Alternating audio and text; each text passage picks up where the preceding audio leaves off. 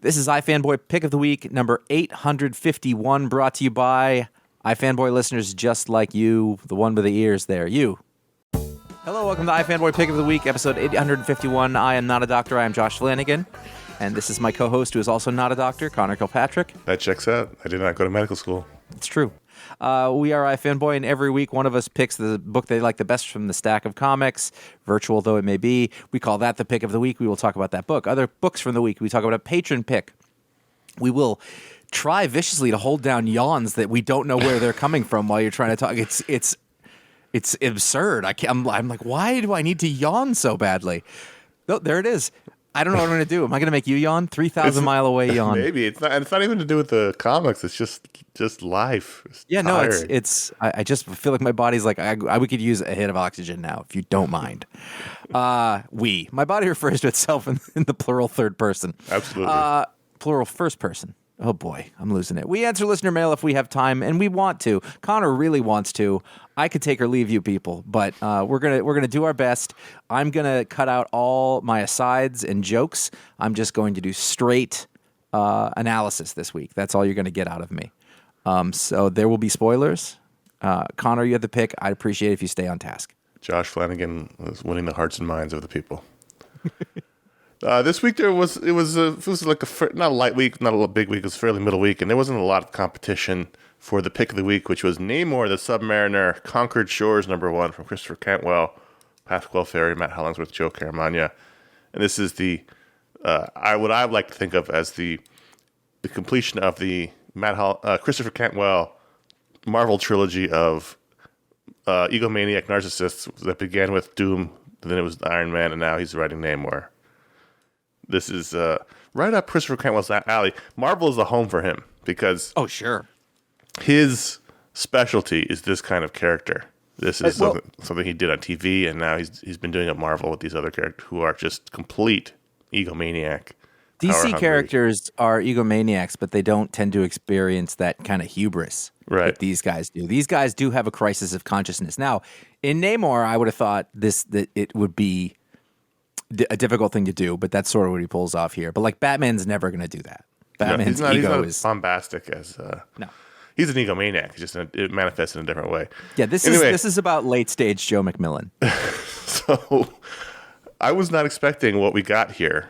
I just saw it on the list. I saw it on a Namor book, and I knew it was being put out to be in conjunction with the Black Panther sequel, in which he's a character, which is what happens. And I saw Christopher Cantwell. I thought, oh, that's cool. And then I saw Pasquale Ferry. I thought, oh, that's cool. And then that's all I knew. I opened the book up, and I did not expect what is essentially an Elseworlds comic, a alternate future story in which was it the Kree who did it?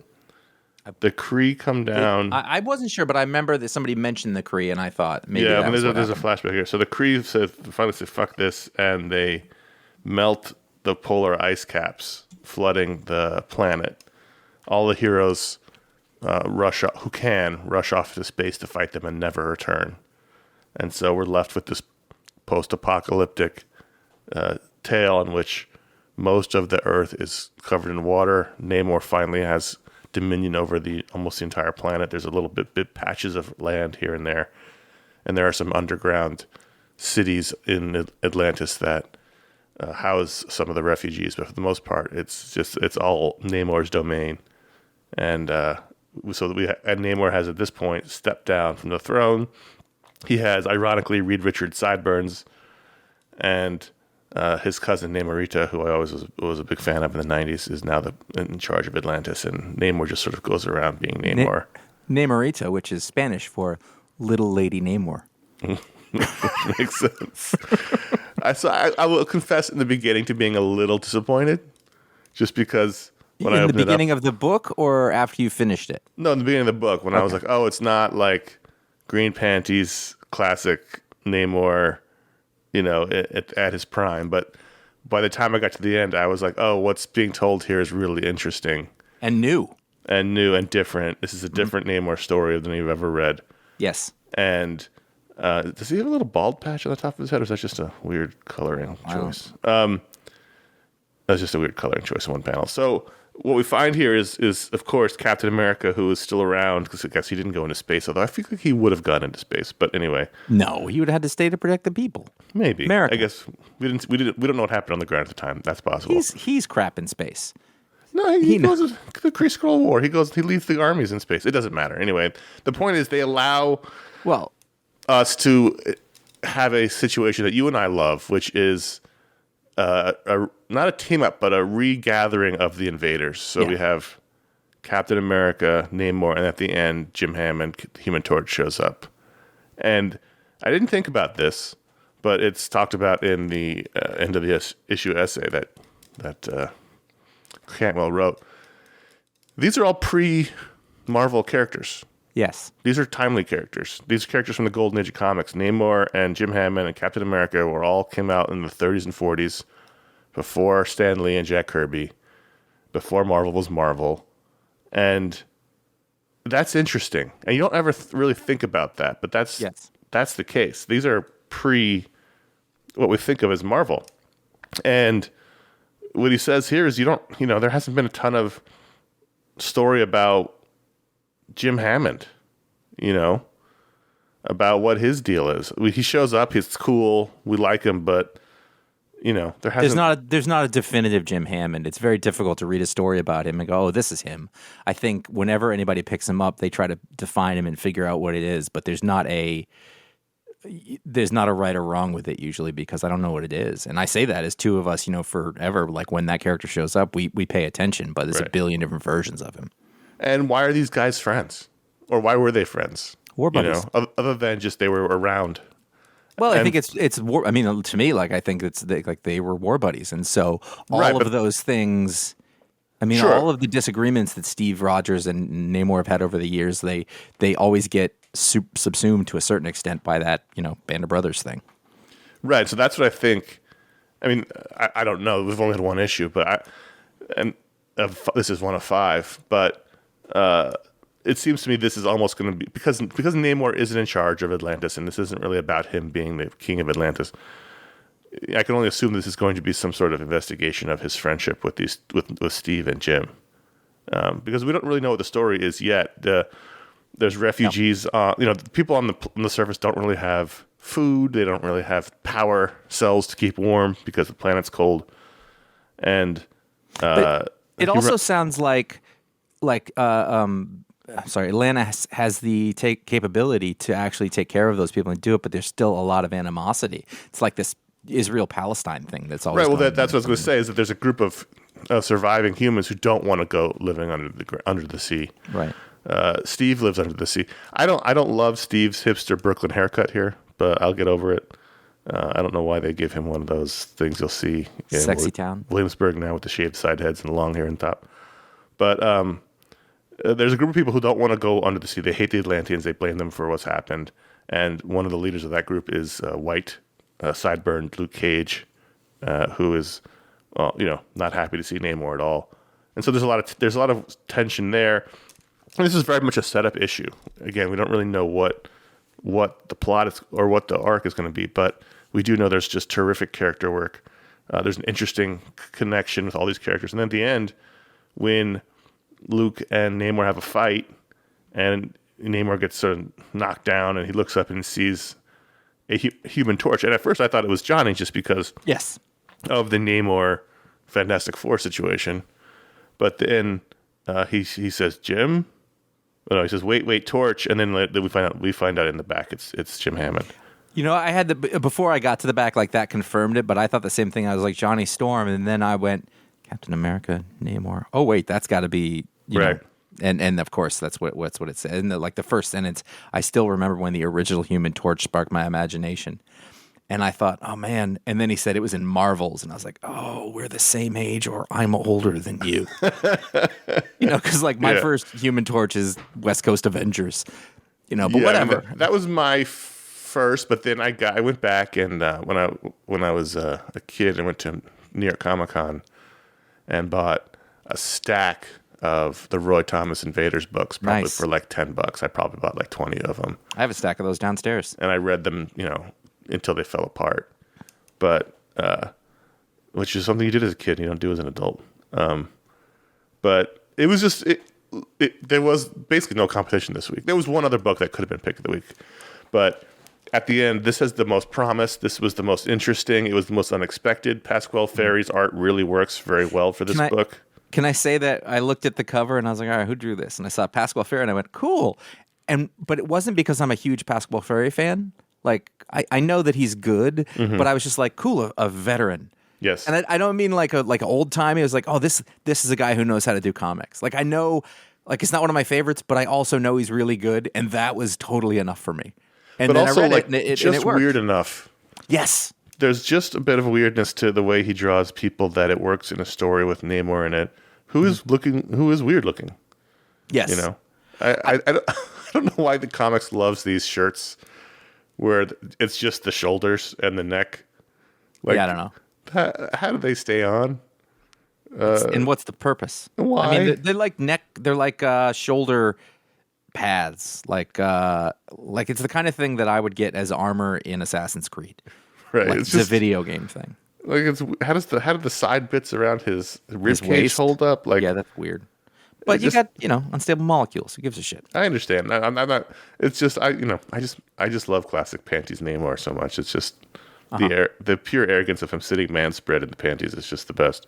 Well, I mean, I think it actually goes along with the fact that what I found interesting about this was that it was a Namor who had aged and matured. Yes, it was a different. And Namor I liked that. I liked and like, you don't do that.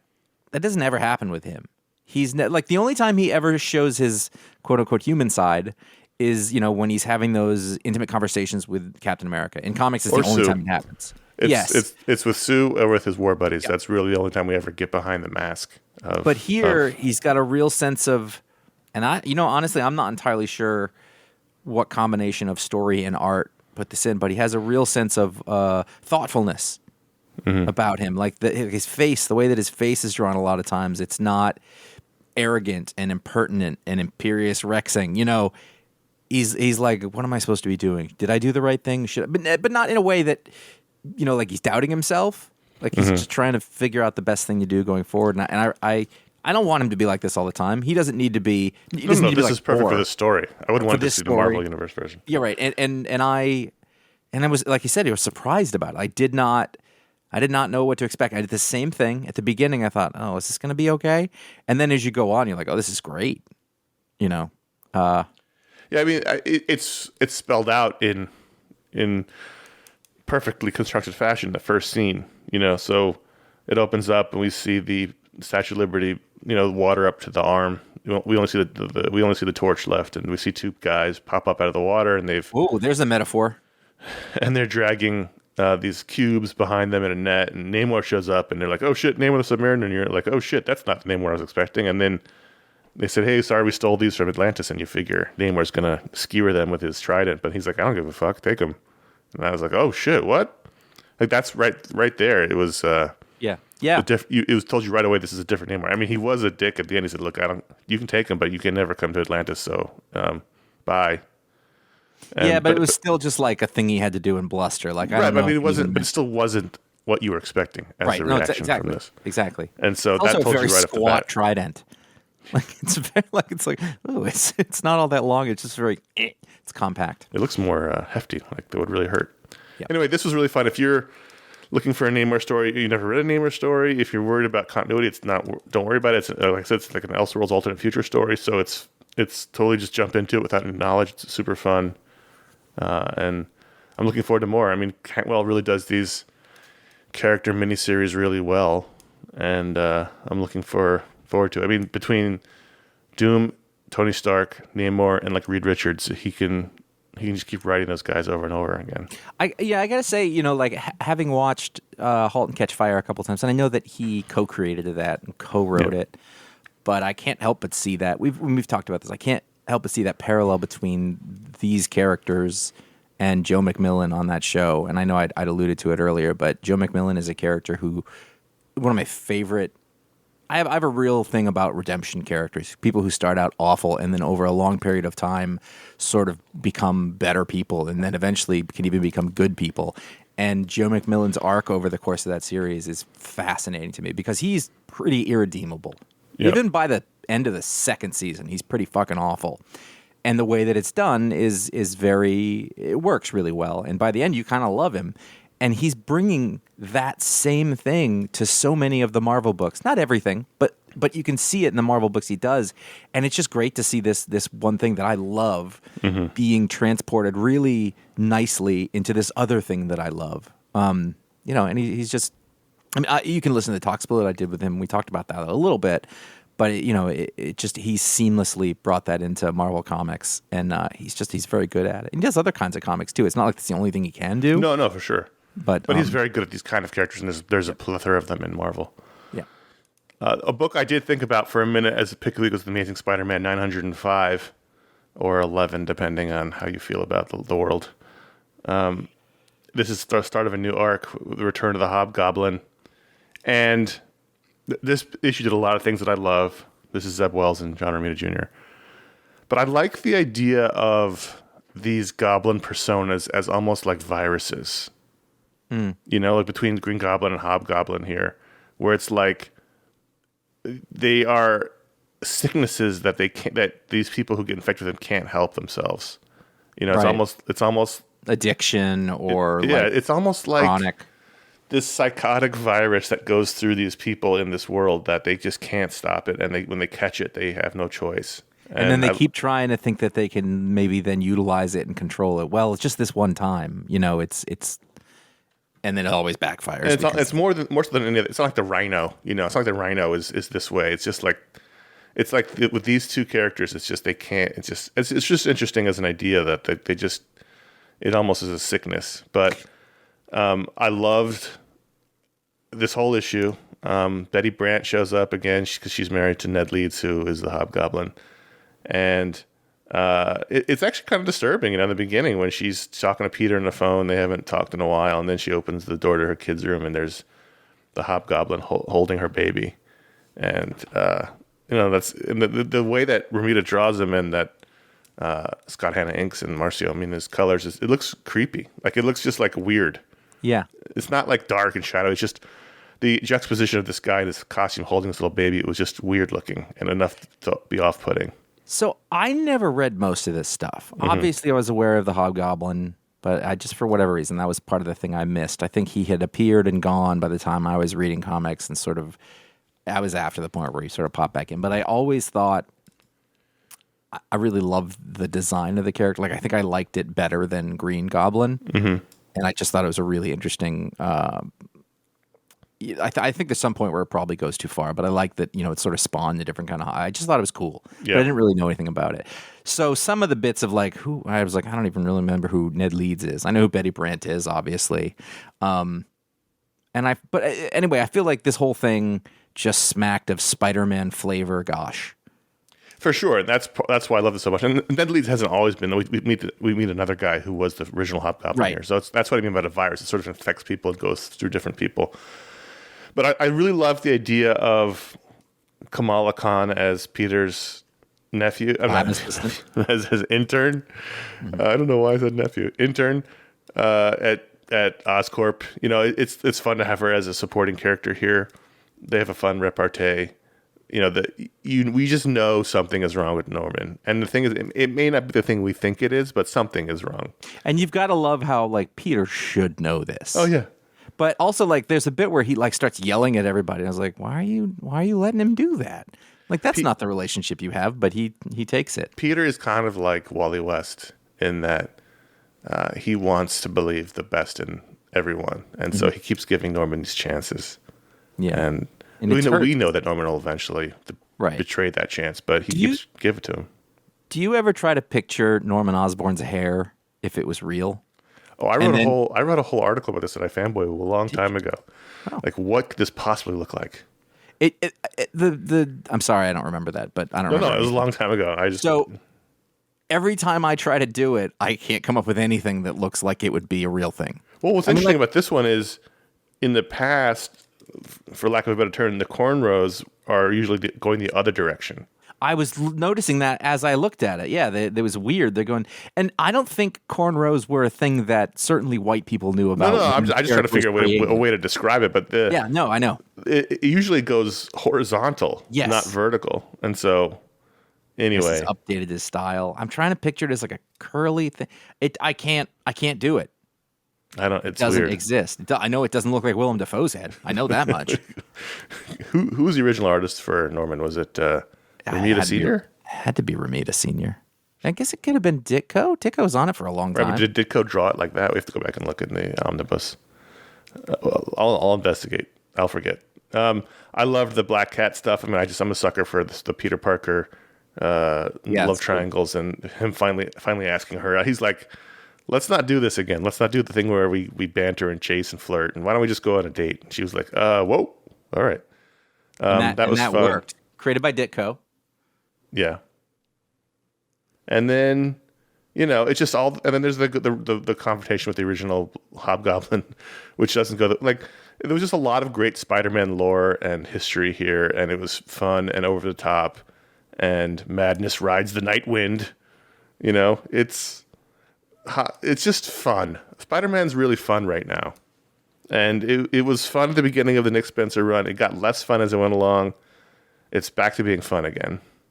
Yeah. And I'm really enjoying it. Zeb Wells is, a quality writer. Zeb Wells is a great writer. He does a lot of TV stuff. I think he just did an episode of, was it She-Hulk? Yeah, it was She-Hulk, because I finished and I was like, that was a good episode written by Zeb Wells. I was like, there you go. That's why. He's terrific. So for the record, Ditko drew him. It has they're horizontal, so they're perpendicular to his face. Yep. But there's a part down the middle. So you can kind of see it. It's like if you had red hair and it was sort of like lacquered down, but it does look a little. I'm gonna say nappy for point of clarity. I'm not sure. I wonder when the sort of the rows were introduced. I mean, they kind of look like rose, but I feel like as people picked it up, they just kind of turned into that thing. It's weird. But it's also it's got a huge widow's peak, which I guess it still does. Anyway, I get the other thing that I was noticing is that there was a whole article on Osborn's hair. Oh, sure. That I just found here. But it's by a guy whose stuff I don't particularly like to read. I don't think that this is the best John Romita Jr. I've ever seen in my life. He's clearly just let me finish, though. Sure. Trust me. Yeah. He's clearly adapted his style to, for whatever reason, aging, economy, personal taste, whatever it is. And I think if I was to look at it on the surface, like if you were to show me these pages out of context, I'd be like, I don't think these are great pages. But man, does it work or what? Yes, it does. It works so well. It's just like, oh, you're home where you're supposed to be. And there's all these pages in here that are like close-ups of faces talking, and I don't even hitch on it. Like, it shouldn't work. That's not good comic book writing, really, to have this many pages of people just looking at shit and talking to each other. But I didn't even hit it. It didn't matter. Yeah, I mean, this was the most fun I had reading a comic this week. I really liked Namor, and it was interesting and led a lot of questions, and it wasn't what I was expecting, and I'm really looking forward to more. But I had the most fun reading Amazing Spider-Man 905. It just hits me where I live as an old Spider-Man fan. I'm always excited to see when it's out. I'm excited for a new arc. I was excited to see Hobgoblin. I was excited by Black Cat. Spider-Man going to go on a date. Like, I just liked all of it. So that's surprising, because I would think that if it wasn't the most fun, I would imagine Duo Powerbomb number 5 was that's a pretty fun comic book. It was good. Are you back on it? Yeah, I caught up. Because you dropped off. But I didn't drop off. I missed a couple issues and I got behind. It's not the same. So one of the things about this new world of comics we live in is I never know. Well, we of course never know when things are going to end. But how long is a miniseries these days? Right? It used to be 6. Now it's 5. But Image, you can do whatever you want. So this is issue 5 of Do a Powerbomb, and I was like, is this it? Because I don't. You're conditioned to now 5 is it. But it's going 7. So Daniel Warren Johnson just doesn't give a fuck. So I didn't know where we were in the story arc. Was this the penultimate story? Is this the climax? Like I was trying to figure that out as we read, because this is the final, sort of the final. This is the end of the second act. It is the final wrestling match in this wrestling tournament between our heroes and the other two, whose names I don't know. They're the Fuck Your Stupid Opinions. That's the name of their team. And it's a brutal fight. It's a really brutal. The whole issue battle. is basically a wrestling match. a very brutal, like no holds barred, like full on. The only thing that the ref is gonna do is call a pin. And that's it. Right. So that they set it up that it's you can get pinned anywhere in the whole arena. It's a ladder match, and there's just no rules basically. That's what our heroes, whose names I don't remember, but that's what they pitched to the something Sun and something Snake. Right. And it's a brutal fight, but that was as we talked about, just incredibly well drawn by Jenny Warren Johnson. Again, the most dynamic artist in comics right now. But to me, the most interesting part of this issue was the somewhat backstory for their opponents. Yeah. And then at the end, our heroes lose pretty badly. And then the opponents turn on each other because I guess only one person can be chosen. The whole thing about this story is that this is a cosmic wrestling tournament, and the winner gets to bring back to life one person. And so all these people who've got dead loved ones are wrestling. And so these people who are teamed up, it's a tag team tournament, aren't friends, aren't family. They were put together. They each have someone who they love, who they want to bring back. And so now, as our heroes are broken and bloodied on the mat, which is just covered in blood and debris, the two tag team partners turn on each other at the end. I wasn't expecting that at all. But it was also like very none of it was angry or arch. Like there's no bad guys here really. Like the guy who's running, it's kind of like a weird chaos demon or whatever. Yeah. But like they made an agreement. It was they're all trying to get their person back. They all understand that the other people are trying to get their people back, and so like the last thing is like, I guess we'll fight to the death. And the thing is, like, and that's what's interesting. It's like, yes, we are all in the same position. I understand your pain as much as anything, but I still have to beat you because I need to get my wife back or my daughter back and it's to the death because if you can't win, there's no point in being around anymore. Right. like is this acceptance of this awful thing that's going on, and it's hard to feel bad or happy for anybody who wins because somebody else has to lose, and it's heartbreaking. And that's been kind of the genius of the whole book throughout the entire thing is that anytime there's as we we're rooting for these main characters, but every time they won a match previous to this, it was like the heartbreak on the losing team was palpable, and they were all like honorable people. Yeah.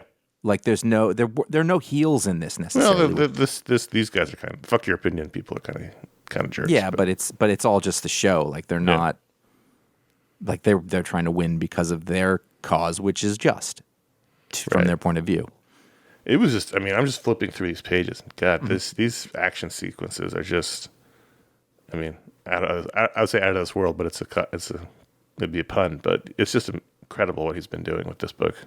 Yeah, I liked it when I got this. I was like, oh, this is all just going to be a big fight, and you can watch this guy do what he does best, and also about a thing that he loves.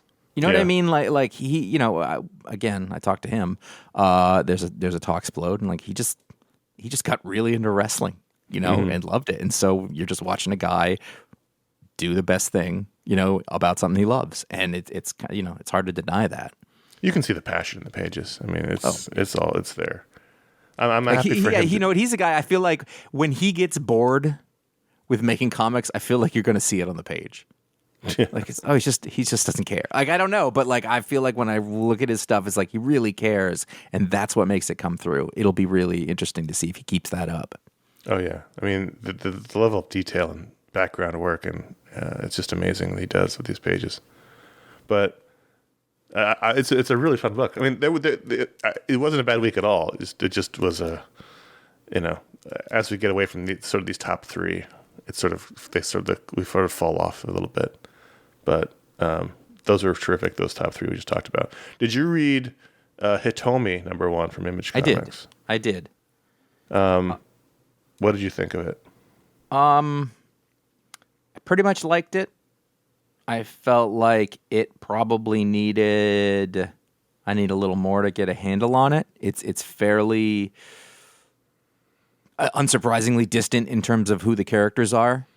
Like they don't give us a heck of a lot. You've got a female. I think it's in the book like this, but it describes her as she was a warrior, so she's kind of a Ronin. It's not unlike Usagi Yojimbo, but she's on a revenge mission to find the guy, like a black samurai who. killed everyone in her village except her. This is not a an unusual samurai story. This is a samurai story. Surprisingly, no demons or monsters or anything. Just a samurai story. And the description of that didn't have that just put me over the top. It's like, you're just gonna do me a samurai story. Awesome. By a story by H.S. Tack, art by Isabella Mazzanti, layouts by Nicoletta B. That's interesting. Yeah. Valentina Napolitano on colors, and Rob Jones. I don't know any of these names. Samurai story. I thought the art was very good. Also, I just want to mention the black samurai doesn't mean he's not of African descent. He just says his skin is a strange beet color, but he is Japanese. But she says, yeah. Yeah, he's just called Black Samurai. He wears a black suit of armor, and he's got dark skin, but he's not. I just wanted to clarify that. I thought the art was terrific. I thought the Isabella Mazzanti art, and I guess Nicoletta B. on layouts, I thought it was really strong. That's probably my favorite part of the book. I thought the story was a little simple, and it almost veered into sort of all ages territory at times in the way it was written, but I really did enjoy it. I think that's one of those things where, like, that to me kind of goes with the genre, and it remains to be seen whether that, pays off or changes or is different, but it's just this mood of sort of being in this cold, desolate place, and nobody is allowed to have any emotions about anything, and it's all very stiff, and it's kind of what it is. Maybe there will be more to it, but if not, I'm kind of cool with just reading this anyway. Yeah, I enjoyed it. I mean, at the very least, I liked looking at it quite a bit, and there was a little ironic turn at the end where the girl, who's young, she's probably like 12, gets betrayed by this boy she meets, and... Is she that young? She looks like it. I think so, but I don't get the sense that she's a kid, but because she's supposed to be, like, the description is she's a disgraced... a drifter with no prospects begins training in secret under Yasuke, a disgraced, once feared warrior. She struggles to find the old man is the warrior. She's just a kid. Okay. Yeah. All right. Well, we'll see. But she gets betrayed by this boy she meets, and because she had stolen a bottle of sake from, maybe she's 16, but she's a kid. Yeah. And the samurais that she stole from, basically, chases her until she falls into a frozen lake, and she's actually saved by the samurai she's hunting, but she doesn't know that because she's passed out, and she doesn't know that he saved her life and made a fire next to her, put her under a blanket, and left her. And so that was a nice little twist. But yep, I certainly enjoyed it. I just was like, this could be a little bit better writing, but I liked it. Yeah, I mean, it could be better, but it's also like, I don't know who these people are. Like, I don't know if they have any experience with it, And compared to every other image number one, it was one of the better ones for sure. It's not a new formula to do a samurai story. Right. So if you're gonna do it, just do a straight up regular, and that's fine with me. There wasn't a twist. There wasn't. I mean, there's not a werewolf or anything, and I'm so glad for that. Like, that gets you so many points for just not doing it. it's for whatever reason the samurai genre is okay. Like for nerds, it's like that's okay. We can do that, but anything else, we got to put a demon in it. It's true. It's true. So Daredevil 653 is, at this point, Chip Zdarsky's been writing this for so long that take it in whatever weird direction you want to do it, Chip.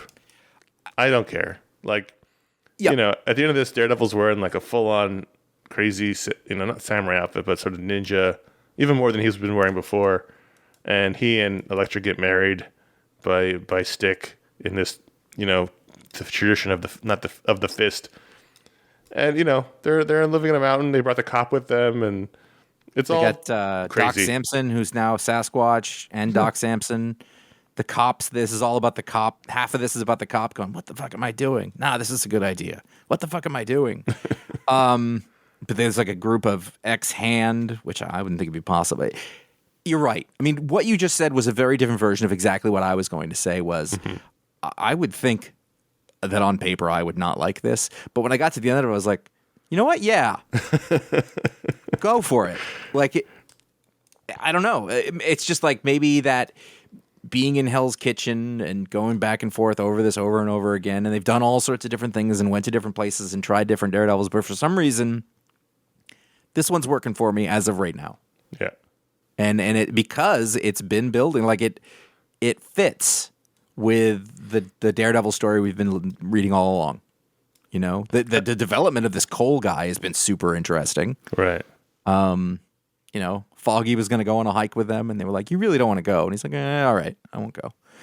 He had his hiking clothes on. It was nice. I mean, the whole star-crossed lovers thing with he and Elektra, and the fact that they're basically now the same person. You know, they're both Daredevil. They're both wearing Daredevil outfits. They both have the same overcoat. Like they've become the same person basically. You're good at the analysis on this issue, my friend. And that's probably not a good thing for Matt because she's kind of psychotic. But I also like though that whatever. He keeps talking about Kirsten McDuffie, his other girlfriend, and like he's like, no, I love her, but I'm doing this thing and I have to, and I'm okay with that now. But it's not full. He hasn't forsaken all of the rest of his life. He's just recognized that this is the thing that he's got to do now, and obviously there's going to be fallout for that. But I think just acknowledging that other thing was a really smart way to do it. I don't know. There's like a lot of self-doubt in this, but it isn't annoying, if that makes sense. But at the same time, this is very classic Daredevil. Like when they show up and Stick's there, he's like, "Oh, fuck me!" Like, you know, like it's enough where it's a weirder, out there story for Daredevil, but it's also very Daredevil. It makes total sense. I got to the end and I was like, I really enjoyed that, and I don't know why. It doesn't seem like it, but I just fell into it. I'm just like, I'm going with it. It doesn't matter, which is what you got to do. Yeah. Over at Boom, I had to make sure I was saying this correctly. I have The Approach, #1. This is written by Jeremy Hahn, who most of you will know as an artist, although he's done a lot of creator-owned stuff, and his partner Jason A. Hurley. All right, illustrated by Jesus Hervas and Leah Caballero. I shouldn't do this because I'm going to do it wrong. Brett Weldeley on colors. You may remember him from The Surrogates. Did that art. Maybe other art after that. I know. So most of this issue is about a small regional airport that has been snowed in and the staff who have to work there while this happens. Okay. Is it on Nantucket? I don't. No, it's not. It's not Wings. It's not Wings. Okay. It's a slightly bigger airport than that. They have to. There's a huge snowstorm. They have to divert a plane to come in. All the people are working really hard to clear the runway so the plane can land, and then making sure that those people are comfortable. And honestly, if it was just about like small airport bureaucracy in a storm, I was so into it. I'm saying it's really well done. And then a plane crashes out of nowhere, and like this plane went off the charts 27 years ago, and the pilot is burned up, and then the body gets up and kills somebody. It's a monster. Which isn't bad. I knew it was going to be that because Jeremy Hahn does a lot of horror stuff. It was fine. But most of the issue wasn't. That was right at the end. And really, the first part was like about these people who... It's about people who are in an airport who are trying their best. We're all just trying our best these days. I know, but airport people are so maligned. I know. That I was like, it's kind of sweet. I thought it looked great. It really captured this sort of normal bit of humdrum life and made, like the atmosphere was really good. It's a monster. It's a zombie or whatever that's in there. Yeah. If you like that kind of thing, I think this is great. If you don't like this kind of thing, it's still pretty well done. I was actually really impressed by it. I had fun. I'll read the next one. I just love Wings. I just love that show. Fantastic Four 693. This is the end of a 2-part arc that is taking place in between the Dan Slott run and the new creative team that comes on next issue. And it's a AXE Judgment Day tie-in. And it feels like half the Marvel books I read this week were those. And since I'm not reading those books, I was not super into a lot of them.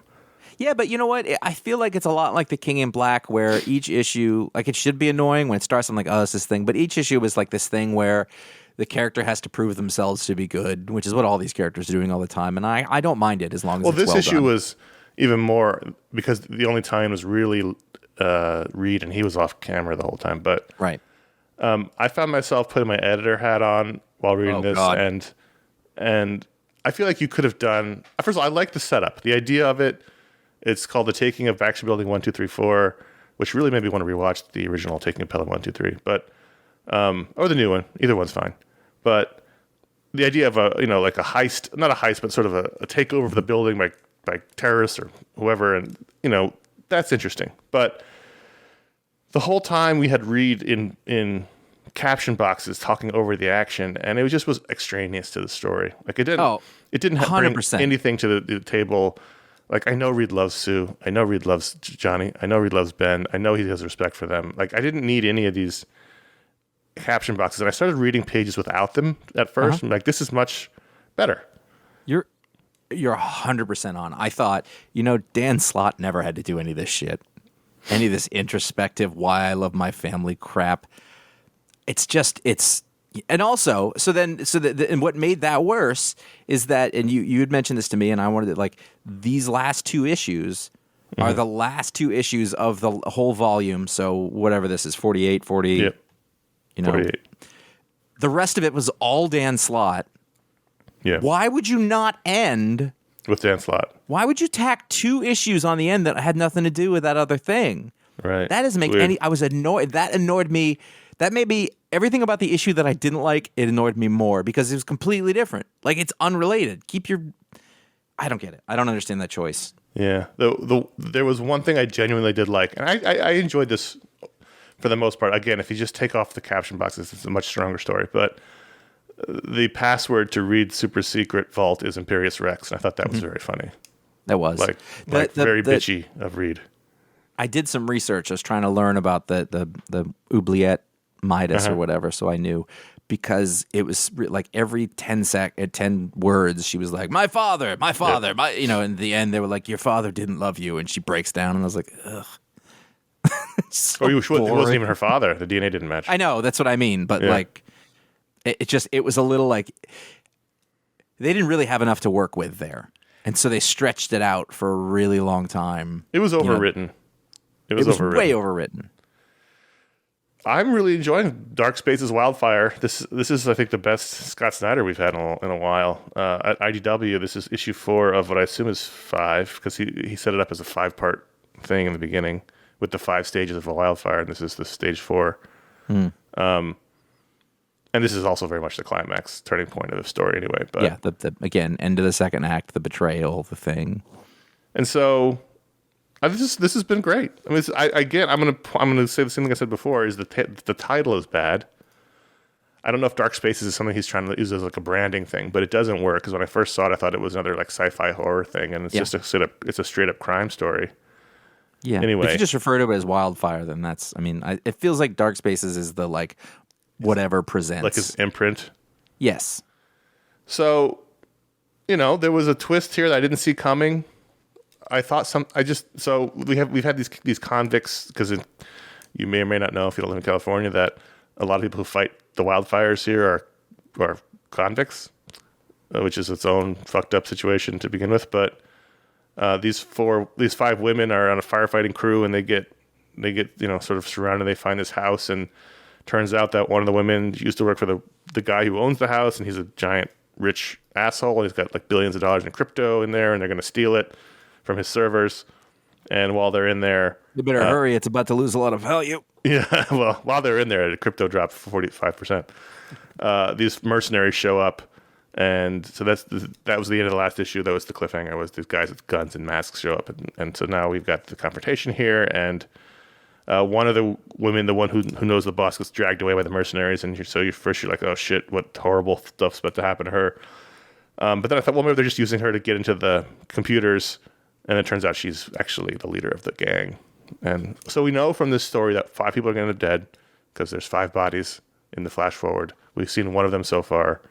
We assume that it'll be more of the mercenaries. But I just think this is very well done. There's a lot of nice parallel storytelling and flashbacks, and the characters are interesting. I still think the art's good, even if that one woman doesn't look like a woman so much. So it's always confusing. Well, they were all covered in soot, so they all look like they had super hairy faces. Yeah. I mean, I don't think the art can quite keep up with the complexity of the story. Mm-hmm. I like the style of it. I don't really have it, but I think a more veteran artist could probably keep things a little more clear in terms of who I'm looking at. Yes. And I think that would have made this stronger. It is a little bit of a struggle for me in a storytelling standpoint. I like the style, though. I think the style's really strong, and I think it's better than a lot of the IDW art you see in a lot of comics. Yeah. But I'm enjoying it. I'm really enjoying it. I was surprised. I'm happy you talked about that first issue when I was gone off the show because I wasn't planning on reading it, and I wouldn't have read it otherwise. And I'm enjoying it. It's nice to see Scott Snyder stretch out a little. Yes, for sure. So those are the books we wanted to talk about, but at patreon.com/iFanboy, you can vote to add a book to the rundown, and this week's pick for Patron Pick was Once in Future, number 30, the final issue of the Kieran Gillen, Dan Mora saga at Boom Studios. And this has got colors by Tamara Bonvillain and letters by Ed Dukeshire. And I read the first arc of this. I think it was, I don't remember how many issues I read, but maybe 5 or 6. And I finished those issues. I thought that was fine. I enjoyed that enough, and I don't need any more. And now here we are, returning for the final issue. And I assume you read none of those issues. That's correct. So this is interesting for you. I wouldn't go that far. So, if I recall correctly, and it's been a while, this whole story has been about basically all of England's myths and legends are real. So the main character we find out is somehow related to King Arthur, and the whole Knights of the Round Table come back, and Beowulf. That's something British fiction's never done before. And Beowulf and all those things are involved. By the time we get to here, I mean, this is very much like I don't want to say it's an epilogue because there's a big, climactic action sequence, but I didn't really know what was going on. But I did remember it enough to sort of follow it. And then I thought I liked the ending with the family and the whole idea of the rains that wash away everybody's memories of what had happened and sort of the cycle beginning anew. I liked all that bit, but other than that, I was kind of lost because it was the final issue of the book I haven't read since in 20-something issues. So, to be frank, I finished it and I went, like, hands up, shrug, right. Like, I wasn't really able to make much of it, which is not the same thing as this is bad at all. And so it led me to thinking about, like, as I was reading it, I was like, this is really well done. I think Dan Mora I don't know how he's doing this plus the other books or whatever. It's amazing this got done. Right. He's getting a better page rate over at DC, though. And, like, I thought this was really high quality and good. I don't understand. I'm fairly familiar with Arthurian legend, but I don't know it well enough, I think, to get anything out of this, which I think tends to be a thing with Kieran Gillen. To be fair, your understanding is all from the Monty Python. Oh, absolutely. Strange women lying in ponds and such. I think from what I recall, this is more of like, this isn't the Arthurian legend of your movies and TV shows. This is the actual Arthurian legend. So it was a lot darker and more fucked up. The point is, I think that Kieran Gillen, his deal is it kind of assumes that you know what he's referencing every time he does things like this, and he has a lot. I don't love Kieran Gillen's stuff, but it's not because he's not good. It's because it's not for me. Like, I think he's really good, and when he does stuff that fits more into my wheelhouse, I'm usually like, oh, this is fantastic. I really get it. So if he's talking to you, and he's talking to your interests, I think it really connects. I mean, and he's a veteran. It's weird because, like, we've known him and his work for a billion years.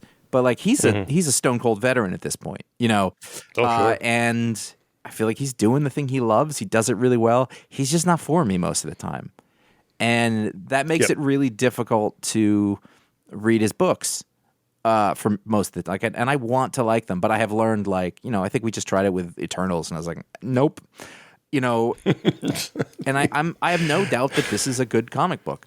It felt like I was like, I feel like you've got good closure. This seems like structurally a really good final issue.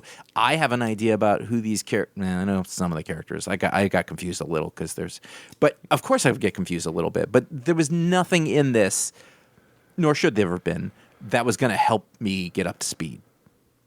Right, it's the final issue of a book. It was the final issue of a single story. It wasn't like, like a serial where it was going all over the place. It was one story. And the thing is, for me, as reading it, if I got confused or lost, I at least had the Dan Mora pages to look at, which one of my favorite current artists right now. I thought big action sequences were really well done. There was great character stuff. Got to draw some big dragon things, Yeah, I mean, it was fun to look at. Even when I was like, I don't know what's happening, but there's a big dragon fight, and that's cool. So it's harder to do a book like this. I mean, I think it's interesting that they picked this. I think it's fun to mix it up. I think picking up the last issue of a book. I think they did this once before. Mm-hmm. What was it? That Ice Cream Man book or something? No, because Ice Cream Man's still ongoing, I think. Okay, well, they picked some book that was either at very deep in the run or towards the end, and that's fine. Mix it up. At some point, there was like a Savage Avengers issue that was either the last one or real near the end, I think. And it is interesting. It's much more interesting. We're always talking about number ones and the setup for the story and whether you want to keep going or not. You know? So I guess here the question isn't, are you sticking with it? The question is, would it be worth it to go back to the beginning? Like, would you want? Well, I mean, I did go back. I did read the beginning. I read. No, I know, but like, would you want to actually read the whole story? No, I got my fill. Right. I got my fill. I enjoyed it well enough, but I didn't love it enough to keep going. And you do eventually run into the Kieran Gillen problem, which is what you eliminated before. It's eventually just like I don't know what he's talking about, but he does. And if you do, if you're like, if you've got this Arthurian stuff or you're really into it, I bet this is fantastic. I have no doubt. And the thing is, I do remember really enjoying the first arc, but also getting the feeling like I don't think I need more. Mm-hmm. Sometimes you don't need more. It's just like, that was fun. Well, he said it was supposed to be 6 issues, and it became 30, which is... Well, because it blew up. It got really popular. They went through like 6 printings of it. Which is, by the way, the least surprising thing ever from a Kieran Gillen book. Oh, you'd like 5 times more? Done. So I feel like I got the story in the first arc and didn't really need more of it. Anyway, this was interesting. Ratings. It's very hard to rate.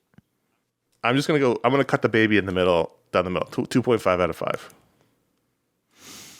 Sure. Same, whatever. I was going to say 3, but I think what you said makes more sense. 2.5 feels like a failing grade, whereas like... It does. But this isn't school. But you're right. Like, honestly, I do not feel like any number I give it here is going to mean anything. So it doesn't matter. And we're not sticking with it because it's the final issue. Patreon.com or Josh suggested we're not going back and reading more of it. So I guess that's more pertinent answer. Patreon.com/iFanboy. That's where you can go. Every patron can vote to add a book to the rundown. And we thank all the patrons who do so. And also, hey, if you're a patron at the $5 or higher level, you get to have a superpower live on the show, like this fellow. Tony Beville? Tony Beville. which sounds like one of those gangster names they used to give out. Here's Tony Beville. He likes a nice clean cornice. I think this is exactly the same thing that happened in About Time, but I'm going for it anyway. He can relive any moment that he has experienced as if it is happening to him at that time.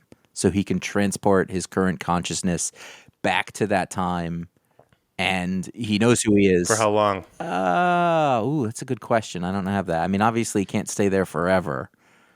But I was thinking of it in terms... I'm not going to put a rule on it because I'm not sure. So he takes his mind and consciousness and puts it back in his old body. Right, and so he can... What happens to the current body when that's happening? Nothing. Time doesn't change. Oh, so it's instantaneous. Yeah, it's just like it's like thinking about a memory or whatever. But he puts so he can experience those things again and like appreciate all that stuff. So like... So this is a very interesting relativity conundrum in that... You put your consciousness back in an old memory, and maybe let's say you're there for an hour, but in your current time, it's only an instantaneous memory. Does time is thought? What is time? Is thought subject to the rules of the fourth dimension? If you think about, I believe I understand this, that if you have a dream, the time that the dream actually takes is much less than the time experienced in the dream. Oh, for sure. So I think it works kind of like that, but. The point. And there's substances you can take that will eclipse your understanding of time. Mm-hmm. Perhaps illicit substances that will make you think you're, the brain and time and how consciousness is all very interesting. Well, either way, if you want to go back and have a day with your kids that's super magical and you want to experience and have it again because they're getting old, I just had a feeling, by the way. Seriously, it's like that's how. So Tony, I would consider this to be one of the best, luckiest powers to have because, life flies by really fast. So, but if you can experience those things that made it, you can't change them. You can't. It's not that. But you experience because like watching a movie you've seen before. But you experience it in the way you sort of experience a dream. No, I mean it's conscious. You know. What I mean is you can't go back into your old body and buy a bunch of Apple stock in 1994. You're watching the experience through those eyes, knowing what you know. You're just, like you're in that experience again. Right. You're in it.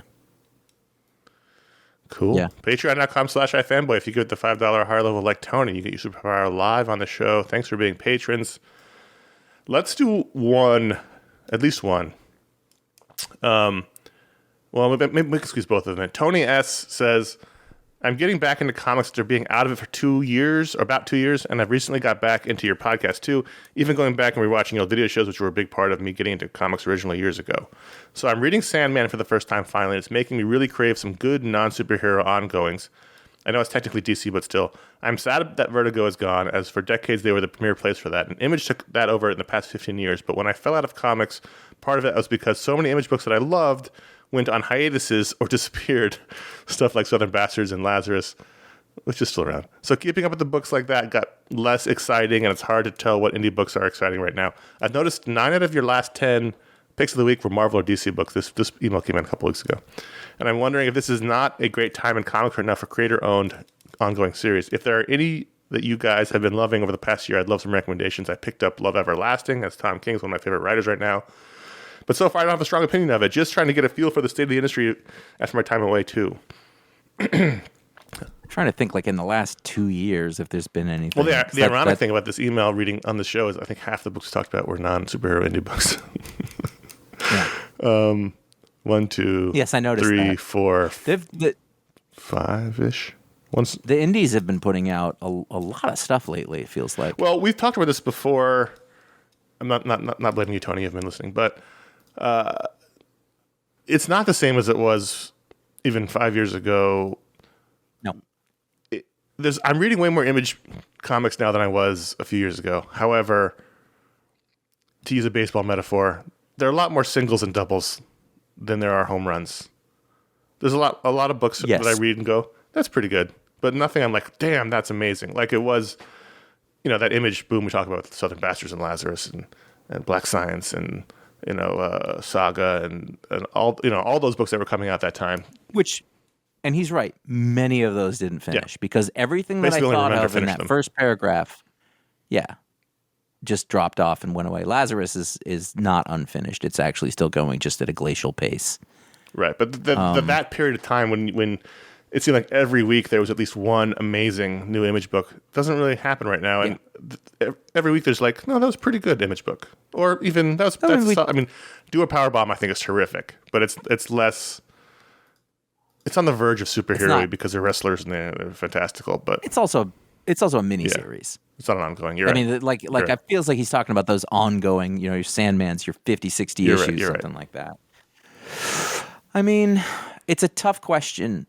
I think that those things, because audience attrition is too high at this point and they don't get a chance to finish. I mean, maybe once we definitely talked about this on last week's show. There was on the Mega show. There was an email similar to this, but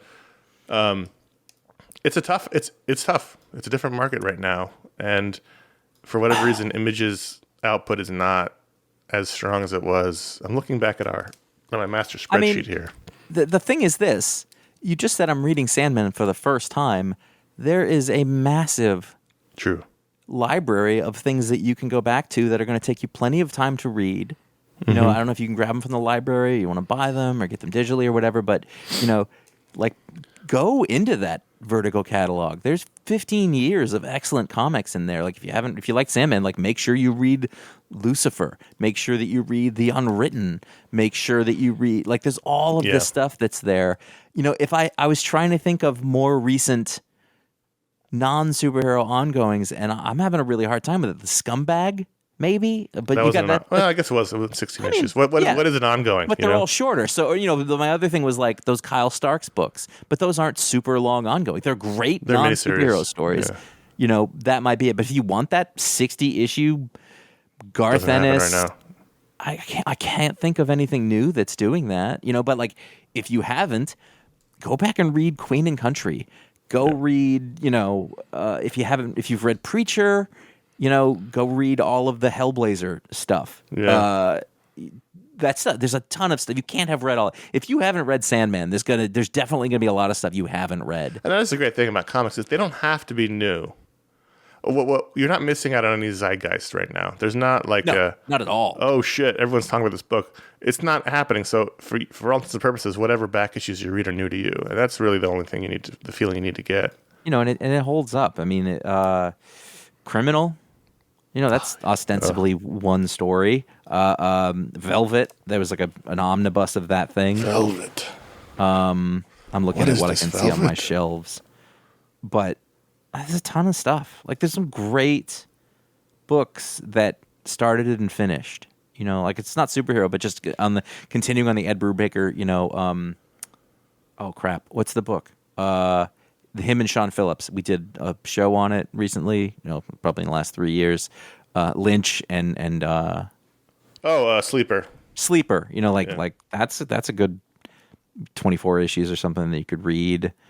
I'm looking at our picks of the week for the last couple of years, and even this. I mean, the whole industry has sort of moved into a miniseries arena anyway. That's even superhero books are kind of it's just a series of miniseries. But the only really ongoing book I'm seeing here on the list is Firepower from Somni and Kirkman. That's sort of a fantastical kung fu dragon story. It's not really in that range, but you had like Carmen.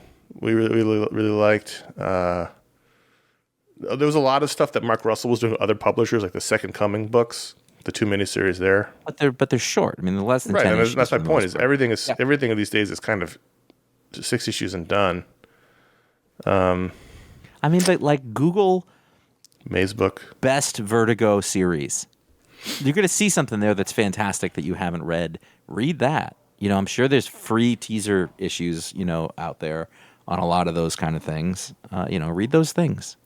I mean, if you like Tom King, make sure you've read all of his maxi series. There's not a loser in the bunch. Some are better than others, but it's just. I mean, if you like Sandman, read Neil Gaiman's Norse mythology books. Even though he didn't write them, they're based on his stories. I think if you like Sandman, like you absolutely must read Lucifer next. Yes, 60 issues. Mike Carey, Sandman, Lucifer, and Hellblazer. I think probably that'll hold you for a while. Yeah, but it has changed, Tony. It's a different market now than it was when you were reading. And I miss it terribly. If you haven't read, you listen to the show up until whatever, but like if you haven't read like Scalped, read. That's fantastic. It's how many issues? 60? 50? 60. 60. I mean, that stuff exists. It's just like I don't have to tell you if you ask for me for a great novel, I don't have to tell you a novel from the last 2 years because there's definitely something, in the last 50 years or more that is still worth reading. Is Saga still coming out? I mean, ostensibly. It came back. It came back for. Is it still coming out though? I don't know. I mean, it was for a bit. I just stopped paying attention. I think 2 or 3 of them came out, and I don't believe I've seen one in a little while. That's the thing. I didn't go back into it because I just was like, I can't. I don't want this. Mm-hmm. It's great, but each issue also is so short that it just I couldn't get back into it. It's been too long. I need to get back into the trades. This is a fast email from Glenn H. from Texas. With the introduction of DC Universe Infinite Ultra, I was wondering what y'all's opinion of it is. Are any of y'all subscribers, or will you be? I upgraded my account because a 1 month wait for new issues to hit the service was too good to pass up. Do you think this will hurt shops? It's definitely made me think about my buying habits in regards to what comics I want to own and what comics I just want to read. So if you don't know, you're probably like Josh. They announced at Comic-Con. I know what it is. New York Comic-Con, the DC Universe Infinite Ultra, the very long titled app.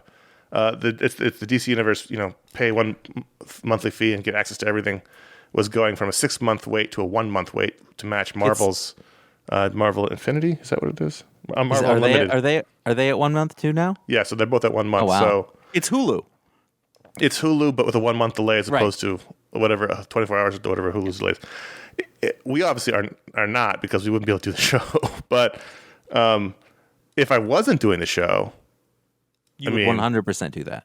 our friend of the show, Mike Romo, texted me. He's like, "What the fuck is this?" Because he was like, "This is a good deal." Because the introductory rate that DC Universe Infinite Ultra, I just like saying it, offered was really, really good. I don't have it in front of me, but it's cheap. And they're talking about it on our Discord channel, and somebody looked into the fine print and it said basically if you join at the introductory rate and you re-up every year, you get to keep that rate. That's really good. Yeah. So if you're thinking about it, I'm not shilling for this. I don't get anything for it, but I mean, it seems like a good deal to me. But no, we are not members. So then the elephant in the room then becomes those retailers. Right. And I have held, and I still believe it's a good deal if you're interested in digital comics, and that's what you want to comics. Exactly. I believe that, as digital stopped at 10%. Ish, yeah. Yeah, I mean, more or less, the business of digital versus retail is separate. They're different products. It's not about the stories. It's about the object at retail. Now, how long can physical comics remain viable? I don't know, but from all accounts, they're doing great. And I don't think it's because of DC single issues. Yeah, I mean, you would think that eventually it would happen, but it just, who knows? I mean, if even a pick off a person here, a person there, after a while, it adds up, but I don't know. I think the existing physical comic book market is interested in physical comic books, and they don't need to worry about digital. They are not there solely for the stories. They are there for the story and or the object. Mm-hmm. Mm-hmm. And the object and or the story. It might be. If I don't know. I don't think it matters so much, and I think that's why. Well, with all these distribution changes, I think that's why Marvel and DC are now like, well, this is ridiculous. Like we have this content. We need to find another way. Also like if this what's the word, cannibalized publishing, then neither of those companies would do it either. They too benefit from physical issue sales more than whatever this one-time fee is. They've done this math theoretically, and you know what I mean. Like they make more money from the issues, from the physical issues. They're that's what they want to do, and they can't. Because of the retailers, they're unable to lower the price of the digital single issues that are same day. So there's this. It's a good deal. It's a good deal. You don't need it. I know. I'm looking at it though. I like a deal. I like a good deal. I don't need it. No, like in no way do you need it. But you're like, but if it goes up and I do need it later, and then I'll have to what if I need it in 10 years? So I'm going to pay it for 8 years until I need it. It's $100 a year for unlimited all the DC comics. I mean, that's crazy. Can I just say, Connor, what do you think about this? iFanboy's pick of last month. Pick of the month. Pick of the last month. Pick of the last month. That'll go over big with the kids. But anyway, Glenn, it's cool.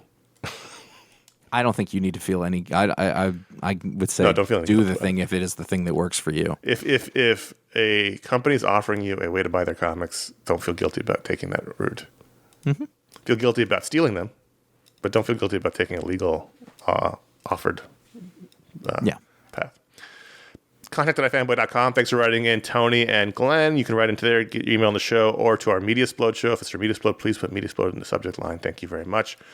Blast through this. So patreon.com/ifanboy is the best way to help us. We appreciate all of our patrons. I actually started working on the new stretch goals. I started it. I had a few minutes. I started a spreadsheet. So that'll hopefully be coming. My guess is our new stretch goals will probably debut in January. But maybe before that. I don't know. We'll talk. I haven't shown Josh the spreadsheet yet, so we'll see. iFanboy.threadless.com is where you can get our t-shirts. iFanboy.com/support is where you can give us a digital tip via PayPal. iFanboy.com/Amazon is where you can find our Booksplode books and a general link. And bookshop.org is our partner for some of our Booksplode books. You can find those links on appropriate pages, and we appreciate the help there. And so do the small bookstores that get helped by bookshop.org. So thanks to support the show all those ways. We do appreciate it. Let's get out of here. We have some shows coming up this month, when now we're in October. Well, last month we had our special edition Moonfall vs. Geostorm show. I still wanted to plug that one because it was a lot of fun. Josh and I talked about the two of our most recent disaster movies, which we love, and that was in place of the Talksplode show. This month you'll have Cosmic Odyssey, our Booksplode discussion. I think this coming week. We haven't scheduled and or recorded it yet, but that's the plan. And then sometime in there'll be a special edition Black Adam review, maybe the following week. And then somehow also a Mediasplode show. Somehow you're going to get 3 shows in the next 2 weeks somehow. We'll figure that out, how that'll work. We'll do it somehow. The Mediasplode show, the plan is to review the first season of House of the Dragon and The Lord of the Rings of Power. So you can look forward to that coming out in the next 2 weeks. Yes. I was just like, I'm never going to finish Lord of the Rings before then. That's what I was thinking. I'm behind. I'm like 3 behind. I am current on House of the Dragon, however. Yes, I am. Head over to iFanboy.com, which is a review on its own. Head over to iFanboy.com to find out about all of our shows and all the comic book writing from our talented writers that have been there. Go to facebook.com/iFanboy or follow at iFanboy on Twitter and at iFanboyComics on Instagram. You can find out what the pick of the week is before the show comes out. Pretty soon you will have a whole month to figure out what the pick of the week is. Right. We switched to that model. Pick of the week. Pick of the month. Yep. Pick of the last month. 30 days pick ago. It's a mouthful. CS Kilpatrick and J.A. Flanagan on Instagram. Subscribe to our YouTube page at youtube.com/iFanboy. That stuff's all there. If you dig our show, I'm going for it. If you like our show, write a review, leave a star rating on Apple Podcasts or whatever the podcatcher you're using is. Better yet, tell people directly. Social media, friends, the letter carrier. Yeah, letter Somebody's carrier. like mailman or person is just like, please stop telling me about this. You've been telling me about this for 12 years. I don't read comics. Like, yeah, but you know what? Try episode 750. It's a little more free range and they give relationship advice. There you go. That's the show. Thank you very much. All right. Talk to you next week. All right. You're Connor.